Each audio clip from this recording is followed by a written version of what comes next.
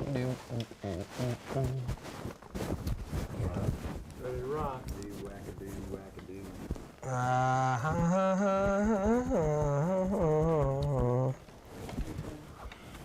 Tell you what. So, what's the, you got a title for this album? Oh, I knew it first thing right off. Tits in the Crib. As opposed to Toys in the Attic. Hey, do you know of a band named Screamin' Sneakers that's been doing Toys in the Attic in New York City? Yeah, I've heard about it. 3 times speed. Yeah, 3 times the speed. We do it? That's right. Hogwash. Can you imagine that? No, but I'd like to hear it. We're playing up there. I think that they did it down here at the Agora to rave reviews. Sounds good to me. What, Who's the lead singer? was it Lisa Nash? She can get them words out, and it's faster than our version. She works it out. When's the release on this album? Are you working on that? About 2 months. What are we getting? We're getting either. We're getting a half speed on the mic here.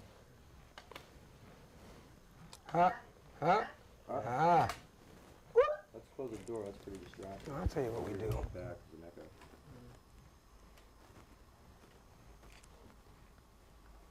There you go.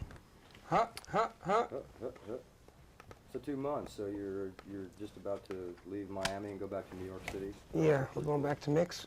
That's going to be done up north. Yeah. What visual plans have you got for this album? You got some video planned for a particular cut? Oh, yeah. Hell yeah. Bunch of them. What's it going to be? Plus some off the last album.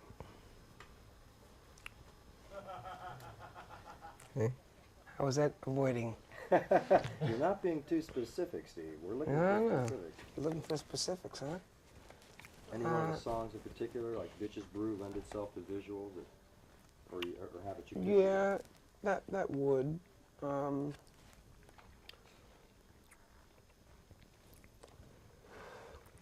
Rockin' a Hard Place would. I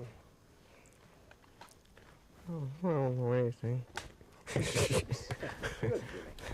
I got a whole bunch of things in mind. You get together as a band to discuss how a song will be visualized. A lot of bands don't pay too much attention to that. Are you looking close to see how that's going to be done with your direction? Video. Yeah, very much so. Started after Toys in the Attic. And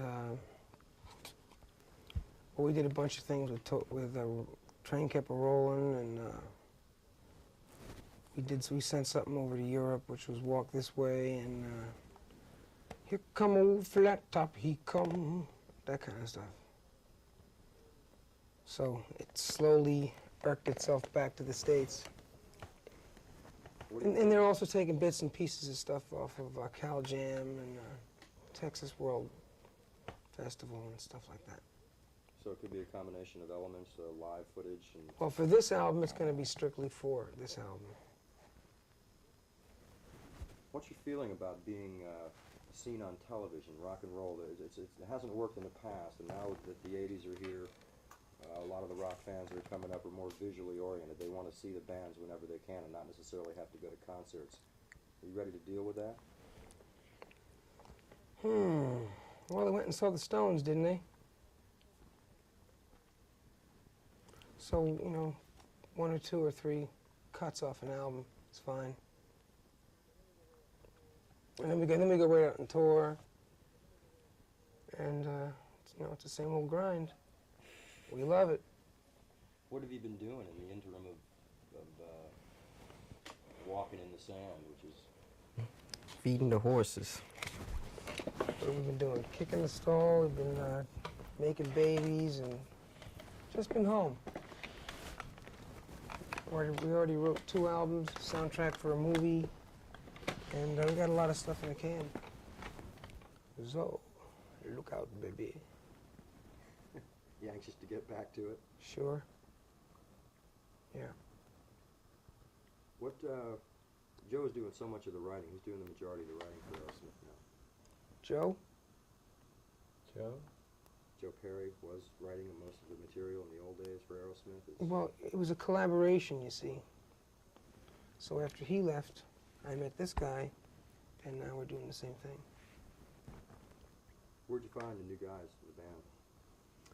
Ah, Jimmy, where you can address that? Where were you playing before you met Aerosmith? Oh, in a Bowery somewhere. I didn't That's see. where I met him. Yeah, I didn't see him Old playing. derelict. I caught him up at Lever Krebs. I said, "Holy look at that head." So we were holding auditions, and we went through about 5 people, and that was it. And we got a cat. None of this auditioning 5,000. None of this auditioning 5,000 people to find the right person. You just knew it right off. Yeah, more or less. Then we met this maniac named Rick Dufay, who's taking Brad's place. And it's gonna be Tit. Is there a lot of pressure now that, I mean, it's like on the comeback trail? I mean, are they applying pressure to just get No, none at all. Things are loose, feel good? Mm-hmm. Oh, yeah. Did you have the chance to see MTV? I told you before, yeah. Yeah. But now we're on camera, so tell me again. Well, I'll tell you again. I saw, let me see, it was the day Heart was on. And they went through all this yada, yada, yada. And I liked it. You think that... Especially when you're going to start, simul-syncing it with the radio. Or have you yet? Oh, yeah. Yeah. Radio network that plays the stereo sound, Yeah. simulcasting. Uh-huh. It's on stereo anyhow, whether it goes over a local FM station Better or than not. FM. It's on a better signal, just going directly through the cable. Yeah. They resync it with the original tracks. That's cool.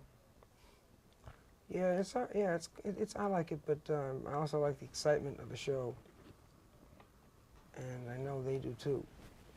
Not to put that down, but just to say that they can turn the station and see what's new coming out. How do you think it'll help record sales in the future?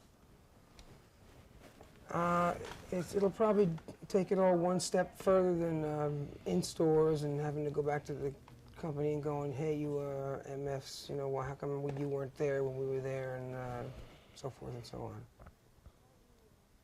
How far is your span, MTV? It's nationwide. They're on the satellites. Wherever cable systems pick them up, they're in close to 5 million homes now around the country. And they're getting a lot of good reaction to a lot of people's surprises. They didn't know that it would be received as well as it has. But a lot of people are staying home more, and they want to have rock and roll right where it counts. So it's interesting to see how it's going to develop. And as bands take a closer look at it, that's why I was asking you about your plans for video and how you want to conceive your songs, whether it'll be straight concert performance pieces or if you'll be doing some concept production. What your approach? What do you define as a good video clip when you see it? You've seen a lot of the different bands that do work. What do you find yourself most attracted to? There's 2 ways. Something that goes right along with the music or something that just doesn't. The macabre, I like that too. That middle of the road horse, or whatever, just putting it together, kind of turns me off a little. What was the name of that band? In Washington, New York. What was that? I don't remember. Was that?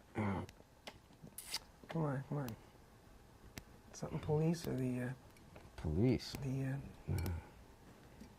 Little spike heads and stuff. no, that one particular one. Dream Police, Cheap Trick? Oh, no, they're great. No. Have you ever seen that clip? Yeah. Excellencioso. Are you conscious, Steve, of do you consider your style when you're creating your music? Are you conscious of your style when you're at work? Very much so. To the point of a couple of members come over and go, hey man, do you know what we're making here? You know what this is coming out to be? Rosemary's Baby. It happens automatically, It's like when we do an album. Hello? it's like when we do an album, I don't listen to anybody else's anything, you know. Like I get pregnant and I just go away with him somewhere, or what have you, and I just get into the next phase, you know. What's your motivation? What keeps you wanting to write rock and roll songs and get on stage? What drives Steve Tyler? Drugs, women, my piano, my house up in the country. You can bleep that first one out. Just my motivation is him for right now. You know? I mean, we work so well together that it's just, I mean, like, it's a song a minute. Must be a good feeling to click them off like that. We've never changed that though.